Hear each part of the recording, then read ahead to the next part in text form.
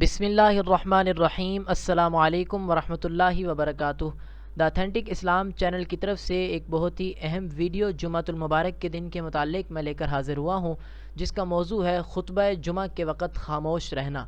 حدیث مبارکہ پڑھتے ہیں۔ حضرت ابو ہریرہ رضی اللہ تعالی عنہ سے روایت ہے کہ رسول اللہ صلی اللہ علیہ وسلم نے ارشاد فرمایا، جس نے جمعہ کے دن دوران خطبہ اپنے ساتھی کو چپ کرانے کے لیے کہا کہ خاموش رہو تو اس نے بھی لغو کام کیا۔ دوران خطبہ بات چیت منع ہے، بعد میں اپنے ساتھی کو سمجھائے۔ یعنی جس وقت خطبہ ہو رہا ہو تو اس وقت کسی دوسرے کو چپ کرنے کے لیے کہنا، یہ بھی کہنا غلط ہے۔ یعنی اگر کسی نے کسی ساتھ والے کو جو شور شرابہ کر رہا ہو اسے یہ بات کہہ دی کہ خاموش رہو تو اس نے بھی غلط بات کی ہے، کیونکہ خطبہ جمعہ کے وقت خاموش رہنا چاہیے، تو گویا اس نے بھی بات کر دی تو دونوں کو گناہ ملے گا۔